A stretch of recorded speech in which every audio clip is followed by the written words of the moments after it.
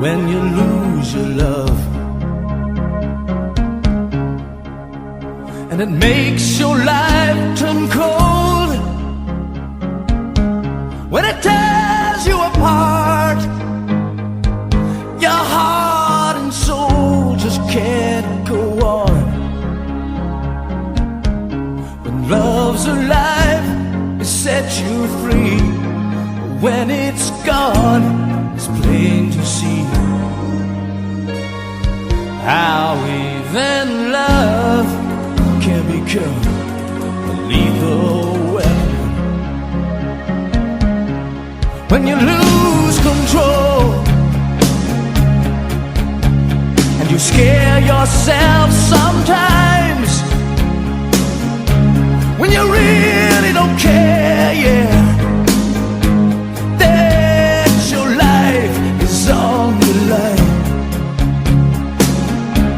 No one outside can understand.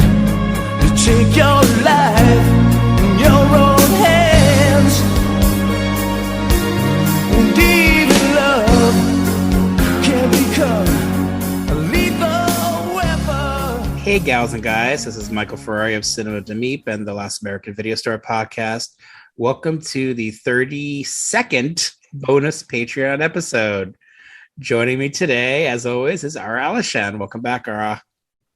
Hey, thanks for having me back on, buddy. Hope you're keeping cool. I'm trying. It's been pretty warm here in Los Angeles. I know you've been dealing with some heat yourself, right? Yeah, definitely been getting the heat. Had some AC issues, which is the worst possible thing to have when it's a heat wave in New Jersey. But I'm trying to persevere. The AC is working today, so I'm leaving it on. I'm not shutting it off for the podcast. Sorry, guys. There might be some hum in the background, but I went 2 days without AC, and in like 100-degree weather, so I need some cool down. Cooling down by watching some hot summer flicks. Yes. No, I think you earned it, man. Keep that AC going. Thank you. So I brought this one up as a podcast topic because I am a big fan of a franchise, a series of films, as you guys know, and I like the continuity. I like when you can follow characters along and over several films, or when they're even if the stories and characters are different. I just enjoy. There's something about a film series that just kind of is very comforting. And we've talked about, a lot of them. So I wanted to get some action in for this month. And I wanted to, I was thinking action. It's summer. It's like, it just turned July. What film series means like brings summer back to me? At first I was thinking Die Hard, right? And I do want to do the Die Hard movies, but I'm like, they're more like Christmas movies, even though they came out in the summer. The first two, at least, are pretty Christmassy. So, and then, but ironically, the film series I did land on does have Christmas in it. Yeah, the first one again. But I always associate this film series, and we're talking about the Lethal Weapon films, of course, with summer movies because they came out. At least the last three films came out in the summer. They were like the big summer movies that year, and so I okay, I want to talk about the Lethal Weapon movies. It's been a while. I haven't revisited a lot of them in a long time. And I'm like, this is exactly what I need right now, especially some mindless summer fun with some good, hopefully some good things in them to give me a little bit more as well. So, what draws you to the Lethal Weapon films? Oh, sure. This is a franchise that I grew up with as well. A series that I remember very fondly, but for whatever reason hadn't really revisited for a while either. So as soon as you mentioned it as a possible topic, I was excited. I have very fond memories of watching these movies growing up with my dad, especially. I feel like they got a lot of play on HBO back in the day. And when I say growing up, of course, I guess I'm referring specifically more to the first three films in the series. But I do remember quite a bit about the fourth one coming out as well, and sharing that experience with my dad, later as I was a little bit older then. But overall, I think it's a really fun one to talk about that seems a little bit forgotten for such a big franchise, for such huge hits, in their time. I don't feel like Lethal Weapon is really, I don't know, just discussed these days or remembered as fondly as it should. So I don't know. I think this is, retro movie love, and I would love to show some love to Lethal Weapon because I feel like it deserves more than it gets. Yeah, there's a big reason why maybe these films aren't as discussed as much, and that might have to do with one of the actors in the movie. But I'm not going to get into that today because I think I'm just going to just leave it at that, and just talk about the films and the actors in the films and just their performances. I'd rather focus on that stuff because, to me, I think keeping it more of a pure place is more enjoyable. I get that for sure, but I just to kind of give it some context, I feel like a movie like Braveheart is still celebrated, so I don't know what it is with Lethal Weapon. True. Yeah, maybe it just seems a little bit forgotten. It could be one of those situations that because it was such a big film, like the first movie was, a very modestly budgeted movie, and we're gonna get into details, all that stuff soon. And then it became such a big hit out of the gate. That's kind of maybe, and of course it had sequels, but then it also spawned a lot of other films. It was a lot of imitations, right? A lot of films that tried to be like Lethal Weapon, and a lot of studio films too that they were trying to cash in on the Lethal Weapon craze of the late 80s and early 90s. So maybe that there was fatigue for a long time because of that, and maybe in people's eyes, and maybe because there were four films that just people just maybe took them a little bit for granted. I don't know. That I certainly felt that. I mean, I was a big fan of the series as the time went on, but I think maybe for some people it just kind of their interest kind of weaned, or they just kind of went to other things, or maybe even attracted more to some of the imitators and spawns. And I'm certainly a big fan of a lot of the movies that followed this one, movies that were the buddy cop movies, or the just the kind of that have this kind of high octane action and what they were trying to do with this kind of these kinds of situations on film. Action films were definitely there in the 80s, and this, the first one came out in 87. But I think Lethal Weapon brought a different vibe. It had added a humanity and even a tone of comedy that was lacking in a lot of those movies. So let's just get right into the first one because we're kind of already there. Here is a TV spot for Lethal Weapon 1. Mel Gibson's a cop who's a lethal weapon. Don't kill anybody. Don't kill anybody. I'm too old for this. The risks don't scare him. I love this job. And his partner can't control him. You're gonna have to trust me. Mel Gibson, Danny Glover, Lethal Weapon. Through? I haven't even started. Rated R. Sneak preview Saturday night. Martin Riggs is no ordinary cop. He's a Mad Max gone maniacal. A man whose killing expertise and suicidal recklessness makes him a lethal weapon to anyone he works against or with. Roger Murtaugh is an easygoing homicide detective with a loving family, a big house, and a pension he doesn't want to lose. Imagine Murtaugh's shock when he learns his new partner is a guy with nothing left to lose. Wild-eyed, burnt-out Martin Riggs. Lethal Weapon is the thrill-packed story of two Vietnam vets turned cops who have just one thing in common. Both hate to work with partners, but their partnership becomes the key to survival when a routine murder investigation leads to all-out, take-no-prisoners, martial arts and machine guns war with the international heroin ring. Director Richard Donner moves that war at two speeds, fast and faster.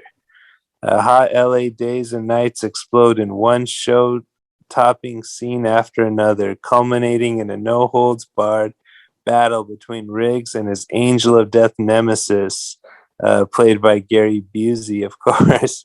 An electrifying sequence incorporating 3 martial arts styles and requiring 4 full nights to film. Fierce, fast, and frequently funny, Lethal Weapon fires off round after round of can't miss entertainment. And that sort of lengthy, detailed description is from the Warner Home Video VHS released in 1991.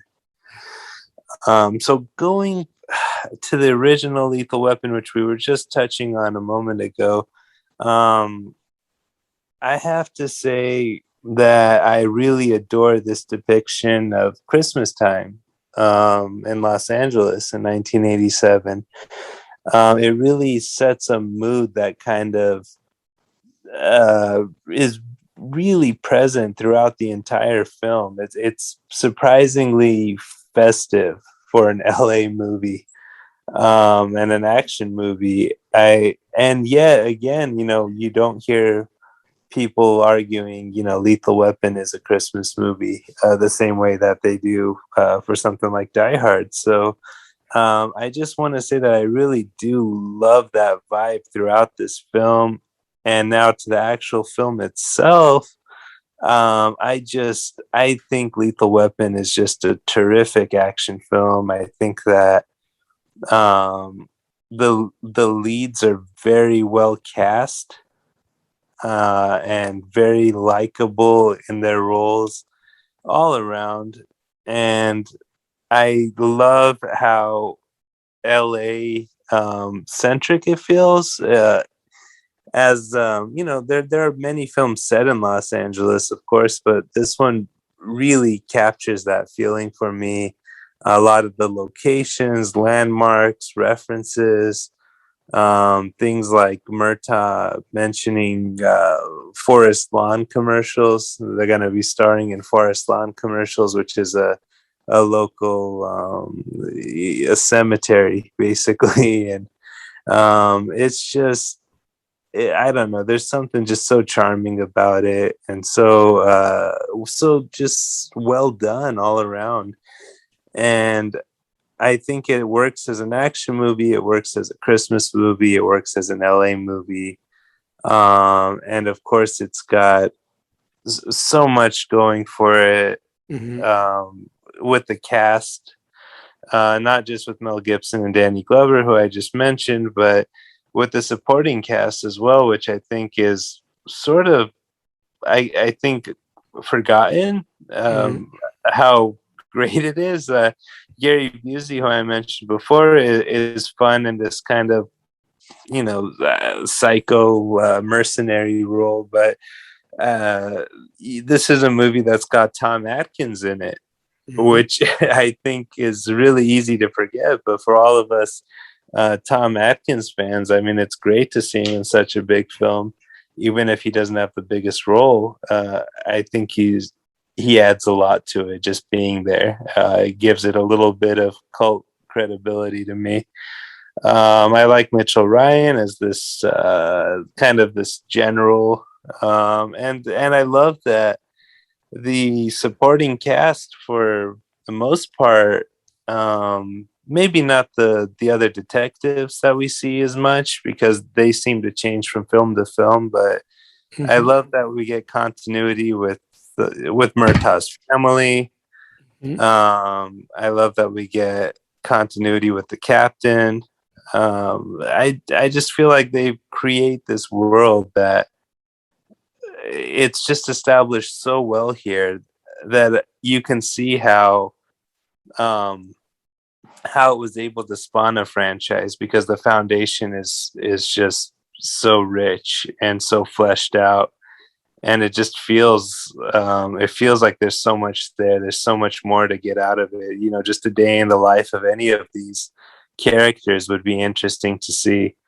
And I guess that's I'm kind of rambling around the actual plot and stuff, but I guess I'm just trying to praise the whole vibe of the film and the setting and everything that's established here by Richard Donner and Shane Black, of course, who wrote it.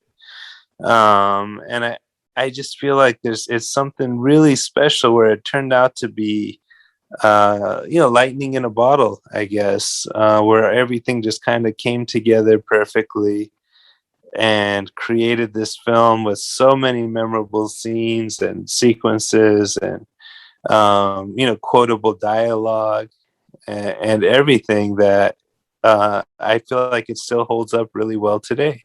Mhm.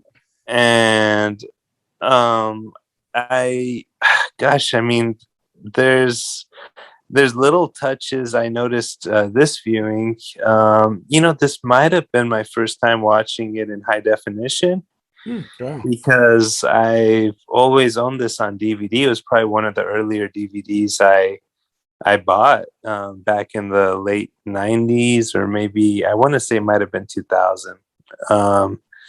And unfortunately, I was really sad to find my DVD wasn't playing this time, Oh no. which was a bummer, especially as someone who advocates for physical media so much and puts so much value in that.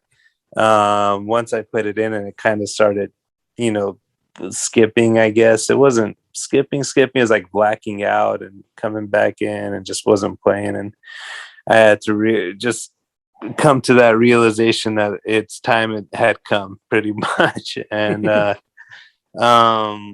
I guess it's bound to happen. But what I ended up doing was renting it streaming. And I noticed stuff that I couldn't remember if I noticed before, like there's a Free South Africa and the apartheid sticker on Murtaugh's refrigerator, Mm-hmm. which I thought was really fun and kind of foreshadowing, Lethal Weapon 2. Mm-hmm.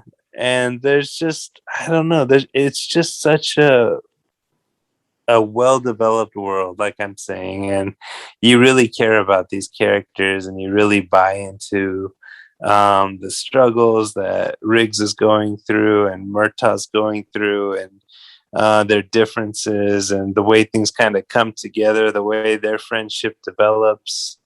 It's just everything works. And I feel like this movie is one that I saw quite a bit growing up, but for whatever reason, I feel like in recent years I've seen some of the sequels more, so I'd kind of forgotten just how good it is. And there are little touches, like one little touch I wanted to mention in particular that I think are just genius, and it's just Richard Donner and or maybe the credit should go to Shane Black again. I'm not sure, but little touches like the end of the film where Murtaugh takes a moment to adjust a bulb on his porch, one of the Christmas lights, Mm-hmm. even though his home's like just pretty much been destroyed in this battle. And he just kind of stops and adjusts this light before he goes back inside. And I find stuff like that so charming and relatable and likable. And I don't know, this movie just really makes me smile. So I feel like my thoughts are a little bit all over the place with this because there's so much to say, but maybe this would be a good time for me to ask you, what do you think about the original Lethal Weapon? Well, I think you mentioned something that kind of really stuck with me, how they created such a world. Okay, they felt like they created a real world. This is like, that term world building Mhm. has been thrown around a lot in recent years, and I'm not. It's something about that term kind of like annoys me. But in the sense of Lethal Weapon, there really does feel like a world was built for these characters, and you kind of buy into it, Yeah, which is interesting to have in a movie about that could potentially be silly movie about cops and them being mismatched and getting on each other's nerves. And there's so many things. I think that there's a lot of elements in this that could have gone wrong, but I think what makes it work, Shane Black's script is smart and fun and dark when it needs to be and light when it needs to be. But I think Richard Donner's direction is what really propels this movie. And sure. certainly as you watch the films, you can really sense that he's really trying to create a real universe for these characters. Like, they really do exist in this LA setting. They're cops. They're very much dedicated to their jobs. And then the work-life balance kind of often interferes with, say, for of course, Murtaugh's character, but I think Riggs, of course, his character is so, like, of course, on the edge and all the things that he is. But Yeah, he throws this one in everything into particular. he throws everything. He throws his life into the job, in exchange for not feeling, things like feeling all the pain that he has in him Right. because of his wife's tragic death. So it's interesting. So the job is very important to both of these characters, and creating a world where they can work within, and of course the crime on the streets. It has to feel like it's real. It has to feel like it's not a total cartoon, even though these movies definitely dip their toes into some things that are maybe cartoonish. Yeah. But you buy into it. Certainly do in the first film. Like, you really feel the action, you feel the visceralness of it all, and it has a hard edge to it, which I liked, and I thought was what separated it from a lot of the other studio, maybe action movies of the time. Mhm. But it also had a sheen to it that was very much a studio, well produced, handsomely made sheen to it, and that's of course thanks to Richard Donner being a great director, knowing how to hire the right people, hired Yeah. a good DP, Stephen Goldblatt, who did the first two films, and of course a big contribution to this film. Other than, again, Shane Black's script is, I would say, the music by Michael Kamen and Eric Clapton, which really adds to. It gives it a vibe. It really gives it a vibe, I would just say. No, it really does. I feel like I'm glad you brought up the music because I forgot how kind of iconic it is. Mm-hmm. It's very, very distinctly Lethal Weapon. There's Mm-hmm. like nothing else really like it. Exactly. And like, you can think of a lot of the other big action movies of the time, and they had good scores, like say a Die Hard or whatever. But you don't quite remember the music like you do in the Lethal Weapon movies, because it's like a very specific kind of music, and it just kind of really works. It really has this Absolutely. undercurrent that it's constantly commenting on the characters and just like where they're at, and it just really kind of works in unison with what's going on the screen, and I enjoy that. I appreciate when a score can underline things, and maybe used a bit much in the other sequels, maybe against the grain in some places, but not. I feel like for the first film in particular, it really, really works. And so I'm a big fan of the score of the first film. Again, Shane Black, we go back to him because he wrote the script, and it went through, of course, a lot of rewrites and a lot of changes. But I think what he contributed to the screenplay that really is fascinating is the story of these characters who just kind of have to kind of ultimately get along with each other so they can, defeat the bad guys, but also survive and protect their families, protect themselves. And it really, he's of course often he does these kinds of stories, especially of two men, a lot of machismo, but also an undercurrent of comedy which kind of like breaks up some of the tension. It's definitely in a lot of his scripts, but I think as is Christmas, we should mention, and of course Christmas. Yeah. This movie is so Christmas that it casts Darlene Love as Murtaugh's wife. Now, Darlene Love is like famous for Christmas songs. She's done some of the great Christmas songs, and so I think it's that's how tied this movie is to Christmas. And as tied as you can be in a town like LA, which doesn't look like Christmas ever, but it really captures that in a very unique way. And it goes out of its way in this movie to do that. I mean, the scenes at a Christmas tree farm, there's a lot of scenes that, where Christmas plays a big part, in this film. And I really appreciate that. I think it really does a really good job of that.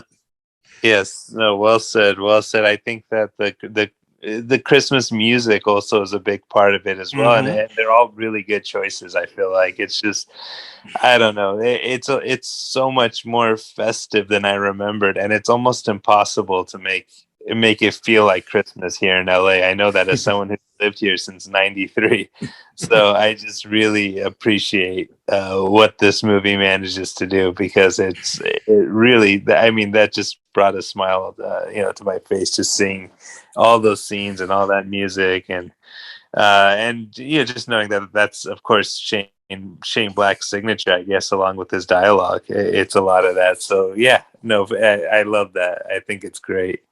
Yeah, it really works. It doesn't, the movie came out in March, which is, we talk about how these movies are, for me, what felt like summer. And this movie, funny enough, did play it played in at least in New York in the summer as well. It played for a long time, right, in New York, and probably a lot of the big cities, because it just had the right enough elements in it that really made it an audience hit. I mean, it hit people, like they just wanted to see Lethal Weapon, and multiple times. And I saw this twice in the theater. It had played at the Walker Theater, which was a theater I used to go to a lot in Bensonhurst, and unfortunately closed down in around, I think, later in '89. But I saw it at the Walker Theater. At that day, I saw two other movies that were playing. So I don't know what we saw first or what was second or third, but that day we watched Lethal Weapon, Mannequin, and Over the Top. Oh, how fun! all three very entertaining films, and so it was a really good day of movies. Yeah, that's great. That's 3 for 3. Yeah, yeah, that was a really fun day. But Lethal Weapon really stood out to me. So I caught it like at least 2 or 3 times in the theater. I know I saw it at the Kingsway Theater another time, and I think I snuck into my second viewing of Nightmare on Elm Street Part 3 after Lethal Weapon. I was so just really enjoy it. It played for months. At some point, Lethal Weapon played as a midnight movie. Oh, nice. Which was fun. Like, it played as a midnight movie. Like, I know it played that's the third time I saw it. Was a midnight movie up the block from where I lived. It played for, I don't know how long was a midnight movie. I don't know if it's would be considered a midnight movie, but no, not traditionally. Not traditionally, but I get it. I get why people would go to see this movie at midnight. Absolutely, because there's a promise of a lot of fun, and it delivers. So it was a hit with audiences and made $65 million at the box office, $120 million worldwide. And this is on a modest $15 million budget, which, seemed probably high at the time, but for a studio Warner Brothers film, a movie that eventually would spawn a franchise, it was, rather modest to me budget. So yeah, it became a big hit. It became a big, there was a lot there was Lethal Weapon fever, I would say, after this movie came out. Of course, home video, and it was definitely a big seller on home video and a big renter on home video. And of course, when it hit HBO, probably in 1988, it would have been early 1988. I'm sure it really hit a lot, and that's what we'd expect from a film that again promises like action, comedy, humor, just heart, and it has all those things, and it delivers on those things in a big way. It does. It really does. And it goes back to the script, but it goes back to all these elements they mentioned. But of course, the biggest element that makes this movie work is Mel Gibson and Danny Glover. I mean, their performances, how they play off of each other, what they bring to the roles, how they inhabit these roles really work. Their chemistry can't be understated. You're absolutely right. And I feel like because it's so strong, it just by magic, maybe, I don't know, but because of that core with them, you feel that same chemistry kind of somehow translate to Darlene Love's character, to Murtaugh's family, to his kids, to the captain, Right. who Steve blanking Khan, and then Mary Ellen Trainor as the psychologist who shows up, right? Which is another just kind of random, beautiful detail to keep a character like that throughout an entire series. And you just the chemistry is just there, and it. I think again, maybe it was brilliant casting by the casting director and everyone involved, but some of that's just luck. It just really was luck, I think, and they struck gold. And I just think it's a really special movie. I know some of these tropes had probably been done before. Like you said, it's there've been cop movies and action movies, and I'm sure we had situations where you had for some reason I feel like in the 80s a lot of cops had like interesting housing situations, like obviously I'm thinking of Martin Riggs's trailer on the beach, but there's a lot of cops that come to mind, like who was it? Is it Sam Elliott lives over a movie theater in Times Square? And Shakedown, yeah. Right, yeah. I just feel like there's always stuff like that, or whatever. But maybe it started here. I don't know, but I just feel like it became more solidified as a trope if it wasn't necessarily born as a trope here. I don't know. Just these kind of character archetypes, and even Murtaugh's home kind of became a character itself throughout this series. Sure. With so many things that happened to it, and it ended up having a lot of kind of personality in a way. So I don't know. It's just it's real. Like you were saying before, and what I was trying to say when I was kind of rambling is they really did build a world, and it's obviously like a heightened reality. I mean, this isn't. No one would mistake this as something plausible, especially.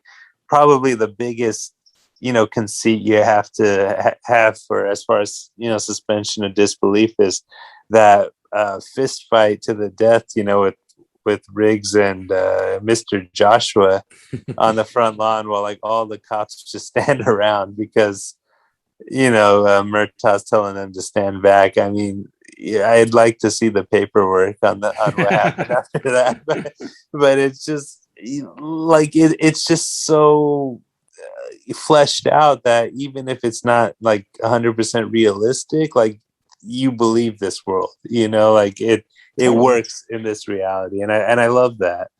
I think it just struck a perfect balance. I really do, and it's a movie that deserves a lot of praise and recognition for sure. Yeah, and the action sequences really, really cook, and they're really exciting. And what more do you want from an action movie to deliver on the action, but also give you so much more? That's why big fan of Lethal Weapon. And Absolutely. to give you some context of the time period, 1987, March 6, 1987, when this came out, this is what else was playing in the theaters. It's quite a few movies playing in theaters, but so you had a lot of choices. But this was the one that really, I would say, was the movie that the quiet hit. So Some Kind of Wonderful, Outrageous Fortune, Angel Heart, Hoosiers, Rage of Honor, Death Before Dishonor, The Golden Child, Radio Days, Mannequin, Nightmare on Elm Street Part 3, Beyond Therapy, Black Widow, Little Shop of Horrors, Working Girls, Square Dance, Over the Top, Platoon, Crimes of the Heart, Blue Velvet, Sid and Nancy, Children of a Lesser God, Betty Blue, Hannah and Her Sisters, Room at a View, Mona Lisa, Decline of the American Empire, The Mission, Salvador, and of course Crocodile Dundee played for many, many months after it was released. So that was still playing. So there were a lot of choices for people. But I think when Lethal Weapon came and came up in that spring, I think that was the one that really stuck with audiences, and for good reason. Because it made a lot of money for Warner Brothers. A sequel was inevitable, and of course it was made in 1989, and here is the TV spot for it. Mel Gibson and Danny Glover. Now we're cooking. Are coming your way. Everybody's favorite weapon is back. I'll take two of them out, you take one. Better get, you take two, I'll take one. Lethal Weapon 2. I'm not a cop tonight, Roger. It's personal. Rated R. Now playing at a theater near you. Okay, that's Lethal Weapon 2. I'm going to read off the back of the VHS box. The magic is back. Buddy cops Riggs and Murtaugh are off and running, trying to keep a key witness and themselves alive in Lethal Weapon 2. It's been 2 years since we caught up with this battle-hardened pair. Murtaugh is still the family man. Riggs is still the reckless man without a family. But now he counts the odds before plunging into a seemingly impossible situation. He cracks more jokes, too. I thought in this film I could take Riggs in a slightly different direction and maybe have some fun, Gibson says. Fun it is, and exciting, from its breathless opening chase to the streets of LA to its raging gun battle finale. In between, there's a 6-story plummet from a window, a booby-trapped toilet, a Houdini-like underwater escape, and more power-packing thrills, including the incredible destruction of a chic hillside stilt house. It's a real house, right down to the 35-foot deep foundations, demolished spectacularly as 9 cameras rolled. I hate miniatures, explains Richard Donner, who also guided Lethal Weapon. Joe Pesci of Raging Bull and Easy Money co-stars as the Wheedling witness, guarded by 2 cops. With Mel and Danny, Joe is the third stooge, Donner says. That makes 3 drop-dead funny guys, and one of them is lethal.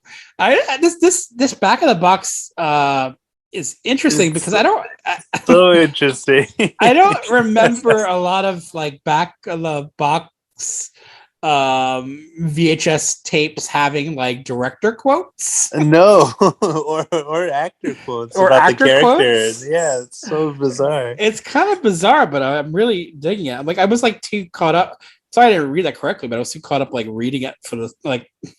I'm like, what? They said that? Oh no, yeah, it's great. It's kind of interesting. Yeah, Rex Reed himself has a quote in the box: "Pure dynamite, enough humor, excitement, and action for 2 movies." And that's kind of what it is. I mean, it has enough. It has a lot in it. And yeah, there's a lot of stuff in Lethal Weapon 2, and I'm here to announce that all of it is wonderful. Lethal Weapon 2 is quite a unique sequel in the pantheon of sequels, because what it does is it actually equals the first movie in my eyes. Now, I don't know if I could say that about a lot of other films. I mean, there are certainly film series where they had pretty strong sequels, and we've talked about a lot of them. But for some reason, when I saw Lethal Weapon 2, I'm like, wow, this is every bit as good as Lethal Weapon 1. And I just kind of was so excited about that because it was giving me everything I wanted. I guess there were high expectations when this came out in the summer, on July 7th, 1989, because it was a movie that the first movie, of course, we love so much. And then we're getting more of it. We're getting the same characters back, and we're getting a lot of action, and like it delivered on all of that. And I was like pretty excited. And so I went back to seeing this movie a couple of times, two or three times again, because I was so into just enjoying the ride of the film, having Murtaugh and Riggs, and of course the addition of Joe Pesci in this one was kind of a fun element that works in this particular movie. It just really works, everything. And then of course, on top of all of that, you throw in a story about apartheid, which is kind of surprising, and a commentary about what was actually happening, at the time, and taking the movie takes a position on a political position, which is interesting for a movie of the time period where a lot of movies were, I feel like a lot of action movies generally were considered conservative. So we're getting something a little bit different with the Lethal Weapon series. We're getting movies that are definitely more liberal minded and not afraid to be that, which was kind of fun and unique, and adding that to the plot of the movie, and making it so integral to the plot of the movie was really interesting to see. Just making the bad guys really fucking bad, and then of course tying into a very important plot point with the death of Riggs's wife becoming an actual murder in this film really adds another level to the film that was unexpected. It's like you're taking these characters and you're making them change in a way that you weren't quite expecting. As Gibson says in the back of the box, he wanted to add another level of comedy to this film and another dimension there with that. And this movie certainly does that. It amps up the comedy of the first film, that element. Of course, this is something when we get to the behind the scenes, that there was a bit of an issue with that. But what happens in the finished product is what we're talking about here. And I just love what they did with the film. I love the angle they took. I love the approach. I love the comedy. I think it really works in this film. I think the characters grow a bit more. They become much more comfortable around each other.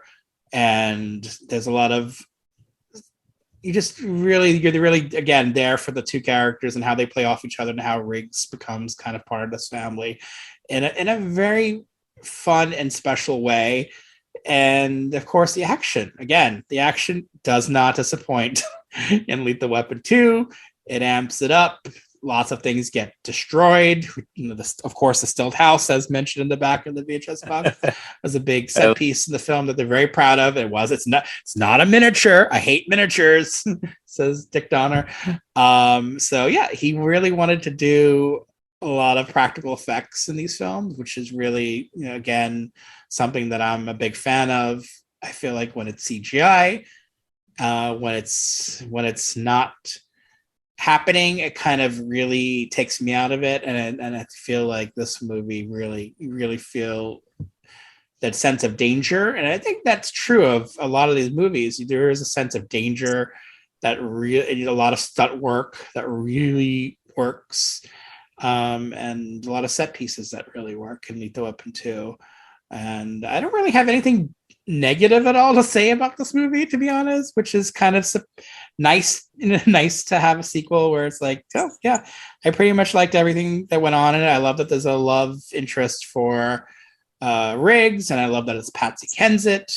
I think that it's a great pairing. I think maybe I'm a little upset where it goes. Like, I mean, Mhm. I did not want that to happen, but I think the movie wisely uses it to grow, to make the character kind of to facilitate the character, to make the character go on an arc and a journey. And I think it's done well in this film. And there's a lot of like a lot of the elements are again done well, and running jokes of Murtaugh and his daughter, and this kind of really are really fun, and I love it. I really love it, and I'm just a big fan. I'm just really curious what your take is on Token 2. Sure. So yeah, it's funny you mentioned the running gag with Murtaugh and his daughter, because I feel like that is something that goes throughout the entire series. There's always something going on movie to movie. Mm-hmm. And that's a fun gag they have going with Rianne. I enjoy that for sure. So Lethal Weapon 2, for whatever reason, I feel like this is the one I probably saw the most growing up. Mm-hmm. And maybe it just got the most airtime. Maybe it was just coincidence that I saw it the most. I'm not sure. It's probably age too. Like, I was 14 when it came out, and so I was the right age to see this movie a lot. Yeah. Yeah, no, I can see that. And I was in love with Patsy Kensit in this movie, and heartbroken with where that went for sure. So yeah, hearing you even mention that was like a blow. but it's done really well, and it works in the movie. And it's fun. Even there's something really random about it's probably like meant as like a throwaway line with her character that stuck with me like my entire life, and that was just the fact that she grocery shops day for the day. That's it, like one day at a time, because she doesn't know what she wants one day to the next. And it's so random that I just thought of that, because that's something I've always remembered about this movie. But there's a lot of great touches again that kind of just build upon the original and kind of flesh out this world even more. And it really is a great sequel, probably one of the better sequels of all time, really, because it manages to do something different in a way, but it's also giving you more of what you loved in the first place, which I think is kind of what the goal should be, and it succeeds for sure. I feel like it's full of iconic moments, like the toilet seat bomb is fantastic. Of course, everyone knows that scene, everyone remembers that scene, and it's just very memorable, very well done. That might be one of the most memorable scenes in the entire franchise, if not the most, which is interesting because you wouldn't think it's something that happens in part 2, but I think it might be. If someone was going to try to remember something about Lethal Weapon. Yeah. And I love, again, I love the supporting cast. I love the addition of Joe Pesci. I feel like his character could have been kind of abrasive or obnoxious, and I might have something to say about other additions to the franchise later that I might have felt were like that, but he's not. He really is that like third stooge or whatever it is that however he described that, because he just fits really well with them, and his character is a lot of fun. So yeah, I don't know. I'm a big fan for sure. There's other additions too. I mean, more minor characters. Like, I love that Jeanette Goldstein's in this movie, of course, from Aliens and Terminator 2. I think that's cool. And I feel like all of these supporting detectives. While they're different from the ones we saw in part one, they're all kind of like familiar faces for the most part. The actors or they're kind of charming enough, even in their limited screen time, that you care what happens to them when the bad guys kind of start to turn things on the police force and start maybe targeting certain cops. So yeah, it's just really well done all around. I feel like again, this is a really well crafted, well thought out movie. I love, I'm going to mention a little touch, just like with the light bulb with Murtaugh in part one on the porch. I want to mention something in this that I loved, and there's a scene where you can see the Tales from the Crypt episode in the background when they're waiting for the commercial there with his daughter, and it's the one with Mary Ellen Trainor, who's the psychologist in the series, which is awesome. So I love that. I think that's a lot of fun. And it's a Christmas episode, which is fun because that's also kind of a callback to the first film. So, and then there's a lot of shared DNA, obviously, too, with that series and with this franchise. But that's, I just love that that's in there. So yeah, I'm a big fan. I will disagree with you on one thing, and I think that it's something I might have forgotten about for whatever reason, but I'm not.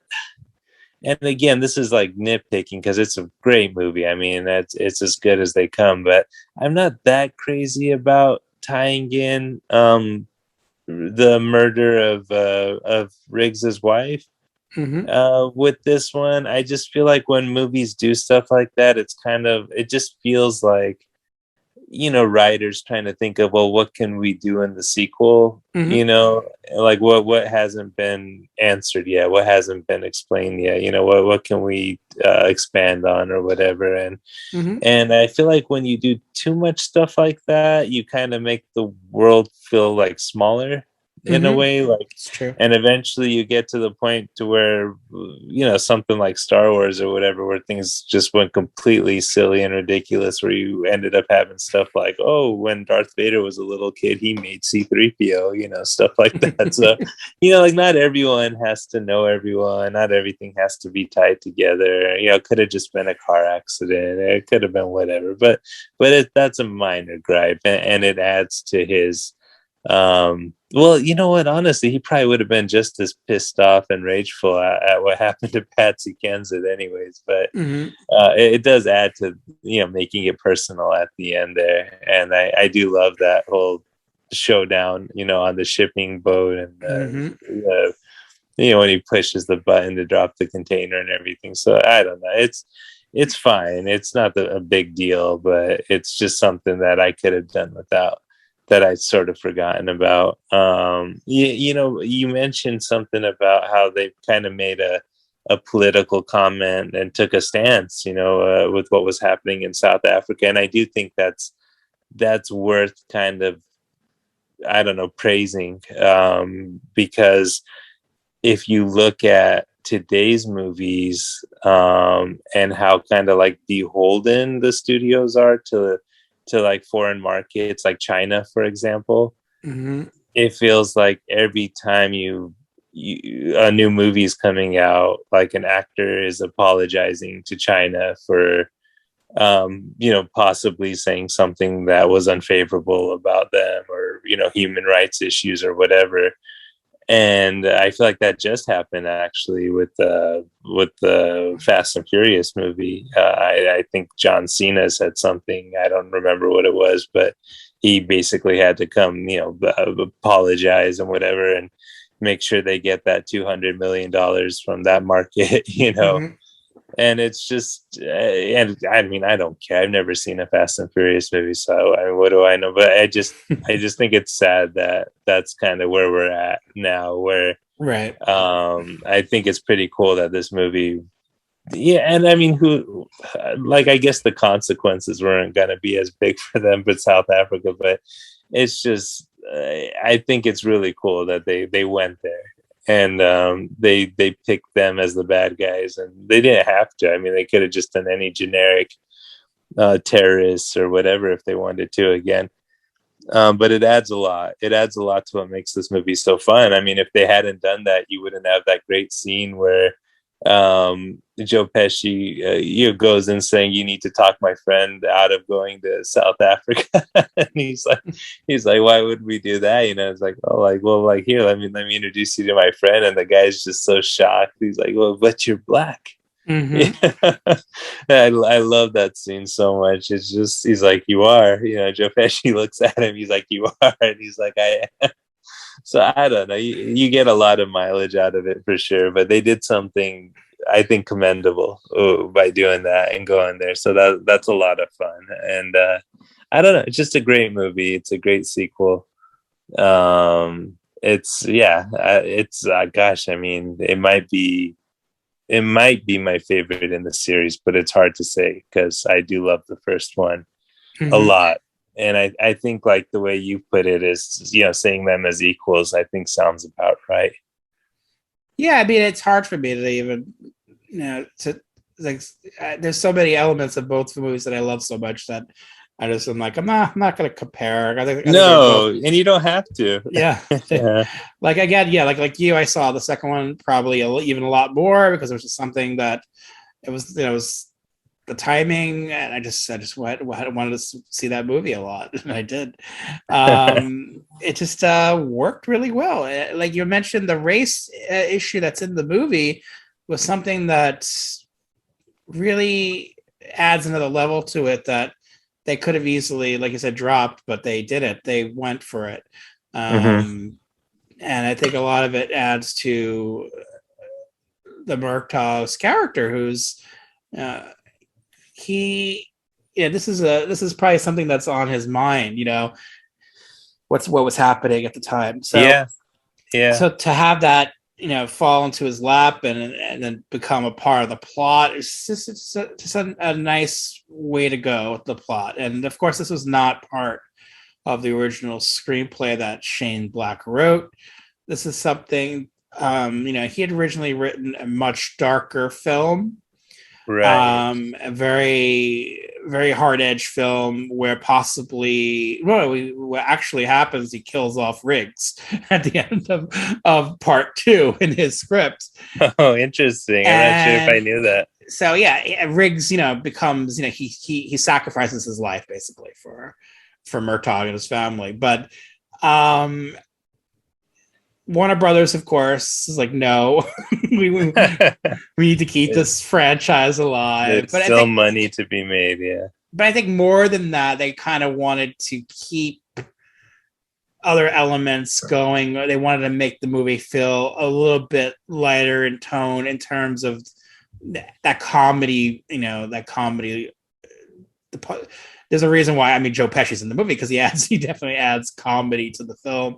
And of course, that slapstick of the Three Stooges element, that was introduced in the first film, but it really goes in that direction with this one. But it has a good balance. Like, again, it's a brutal movie. A lot of people die. A lot of the cops get killed off. Oh yeah. And there's again tying to Riggs's wife. There's a lot of brutal stuff like that they could have avoided, or it didn't have to go to those places because again, they were trying to lighten the tone. But it has a good balance. A lot of good, fun carnage. I love the surfboard one. Yeah, I love a good surfboard. I love a good surfboard kill. That's fantastic. It really is. It's so well staged and shot. Yeah, that's awesome.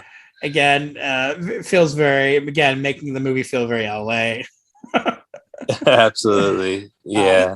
This is a lot going on that I like. So going back to that Shane Black script. So yeah, he after they threw out his script because of those elements they didn't want, like to death, which was a big problem, obviously, for them.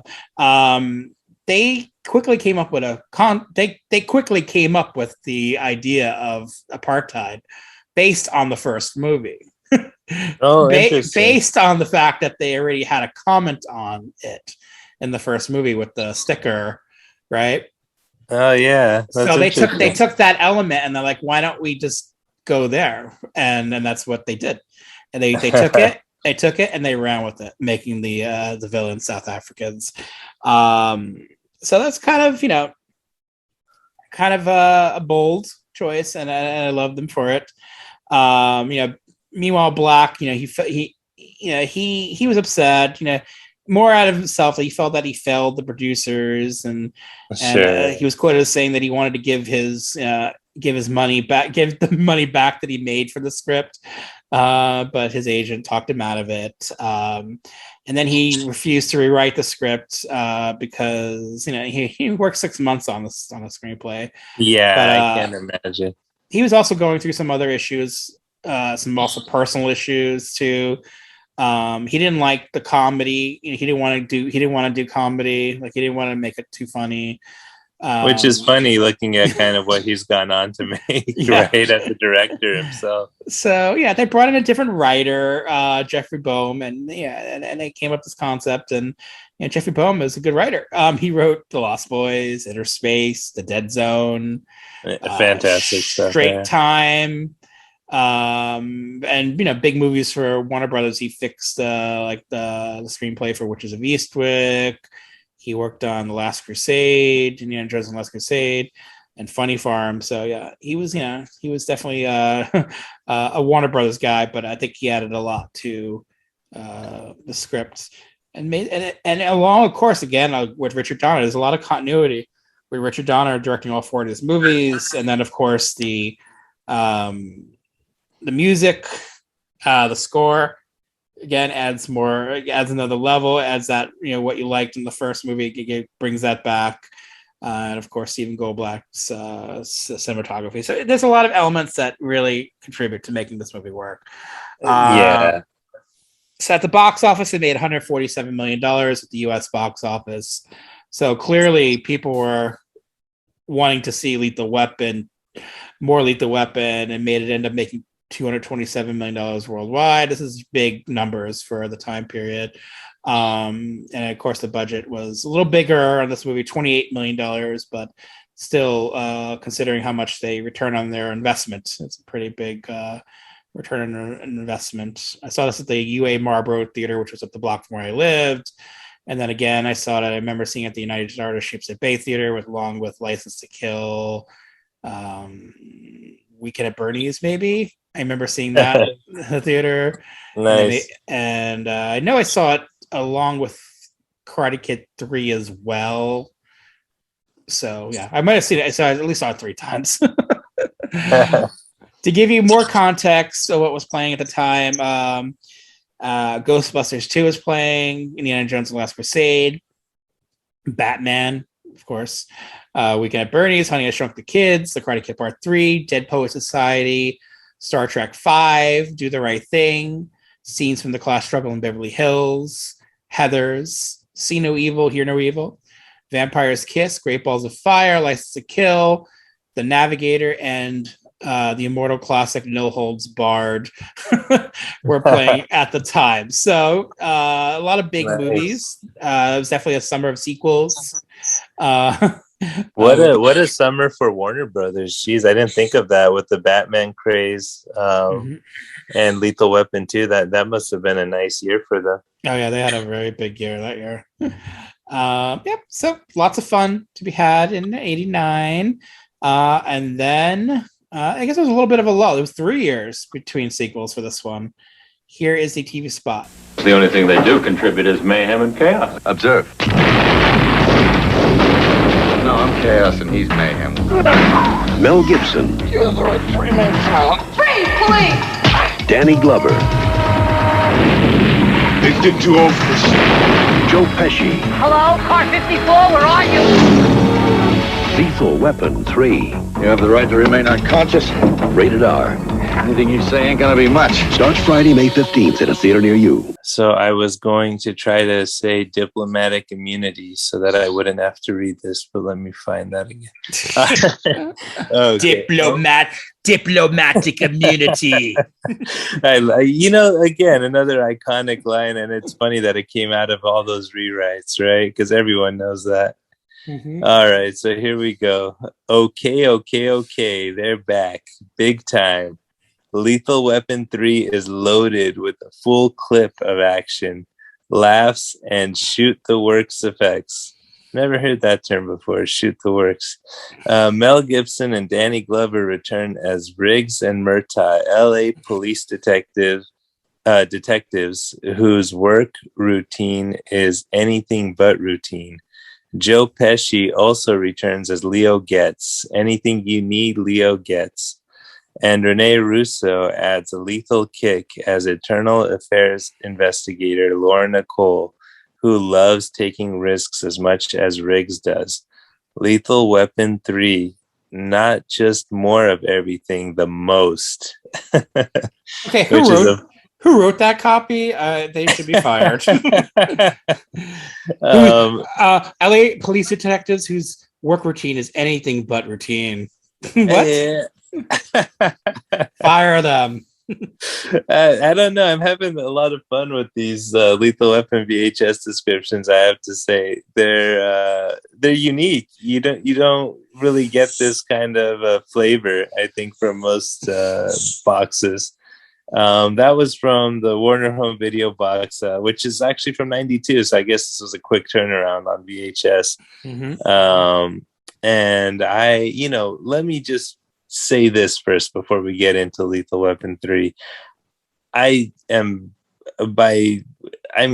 no illusions that it compares at all to the first two, which I think are absolute action classics, and two of the genre's best. You can't find better buddy cop movies, 80s action movies than Lethal Weapon 1 and 2. They're just cream of the crop. And if someone, we mentioned Warner Brothers a minute ago, if someone said, hey, write down what movies you associate with these studios, and they say Warner Brothers, like, I'm writing down Lethal Weapon, I'm writing down Lethal Weapon 2 probably. It's just, they're just ingrained in my head. And they're on their own, plateau. They're in their own tier. I just want to make that clear before I say what I'm going to say. I actually love Lethal Weapon 3. And I think that for whatever reason, it's become one of those sequels that, unloved sequels, I should say, that I kind of champion. Right there with Halloween 3 growing up, which now that seems like it's turned around, of course, and movies like Jason Takes Manhattan, I guess, is a better example, which is one that I'm still defending all the time, and there's a million others that I am always kind of fighting for and standing up for and love, and seem to be the only one, and for whatever reason, this is one of those. And maybe it has to do with the director's cut. I don't know, because I feel like I've only seen the director's cut like the last maybe 10 times I've seen this movie. I don't know.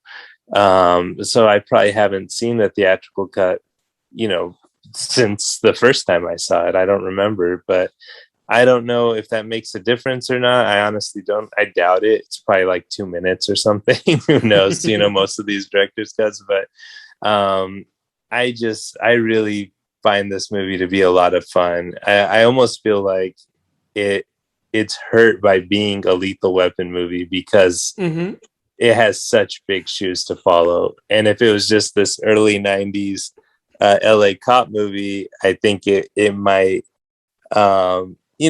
people might be kinder to it. But as it stands, I think it's a lot of fun. I really do.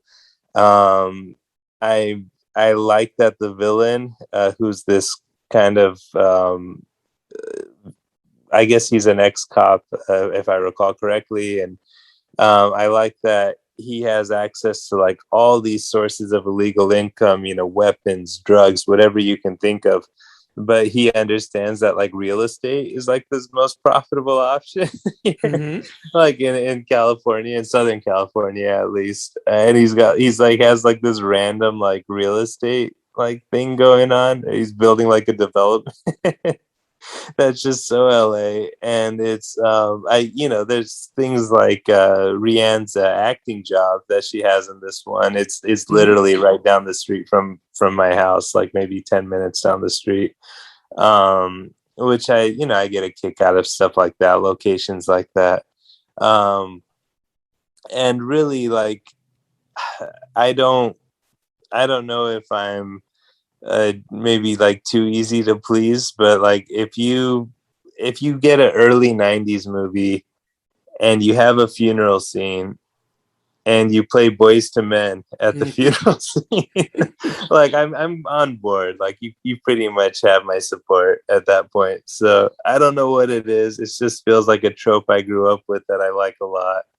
And that's here, of course. It's present, and I don't know. I love this movie. I think it's really fun, and I think that I think that this would have been a good place to end the franchise, because obviously they could have ended after part two, but studios just don't really do that.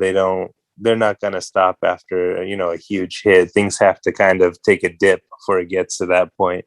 And I feel like there was a dip, clearly, but I feel like it was kind of respectable still. If, I'm hoping, I don't know, I'm sure some people probably don't think so, but I feel like it's still pretty respectable, even if you're looking at it as a trilogy. And I think that it kind of had a nice symmetry with the original, with the film. Well, I guess the film didn't start with the scene, but Murtaugh's character in the original was introduced in his bathtub when his family came in for his birthday, his 50th birthday.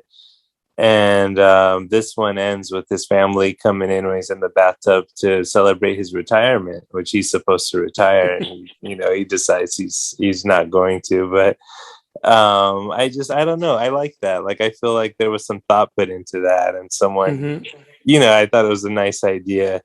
And it actually has a little after credits scene too, which is random, which I'd forgotten about, and I don't know if that was just this cut or not, but I just happened to let the DVD play and saw there's like a little mini, after credits scene. So yeah, people forget that was a thing. That was a thing in the 80s and 90s. I know John Hughes did it a lot, and it's not like some new invention from these last few years. So I think that's fun.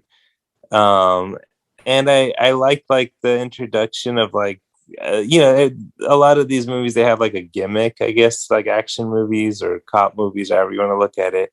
They'll just add some random gimmick, like some new piece of technology or something, or a weapon or something. And I like that this one has like the cop killer rounds that they call them, the armor piercing bullets. It just kind of adds a sense of danger.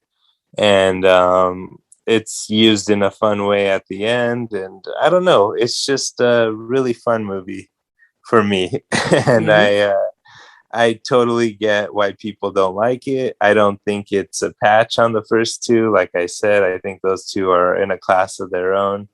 But this is a really fun action movie. And having just, rewatched all four of these, like, this is the one I kind of want to go back and watch again now, which is crazy, I know, but it's just the way my weird brain works. So I don't know, I just really enjoy it. I think, and again, they got lucky again in my eyes, because every time you add a character or add something, you're taking a chance, and you have such good chemistry in a series with the actors. And I think that Joe Pesci, they got lucky, worked out really well.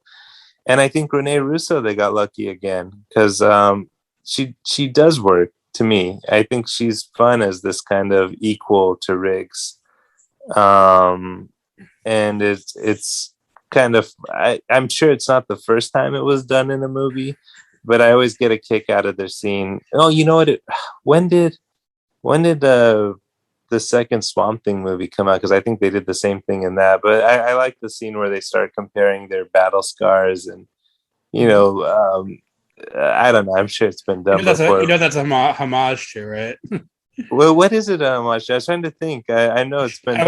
I would say Jaws. It was probably Oh, right. Of course. homages, Of course. No, of course. That must be. Yeah. I was trying to think of like in terms of a man and woman because I remember other movies have done it as well, Mhm. but yeah, no, that's definitely a for sure. Yeah, that probably started with Jaws. You're right. I think Um, it happens in the Kevin Smith movie Chasing Amy, where they they compare battle scars from sex, and I think that was also a direct homage to Jaws as well. Like, oh, that's funny. Yeah, yeah. I'm sure I've seen that one too, but I can't remember. But yeah, so I mean, again, I like that they bring back a lot of the supporting characters again. You have, Steve Kahn as the captain again. You have Darlene Love there and Tracy Wolf, and you get a little bit more screen time for some of the other kids and Murtaugh's kids. His son gets a little bit of a spotlight. You see Mary Ellen Trainor again, of course, which is great. I love that she's in all of these, and it's just I don't know. It's again, I think this could have been a fun place to kind of end things. If they wanted to, I feel like it would have worked, but I'm almost scared to ask. I have a feeling I know, but what are your thoughts on Lethal Weapon 3?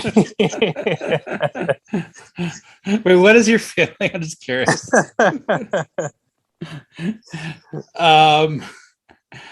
Well, let's see.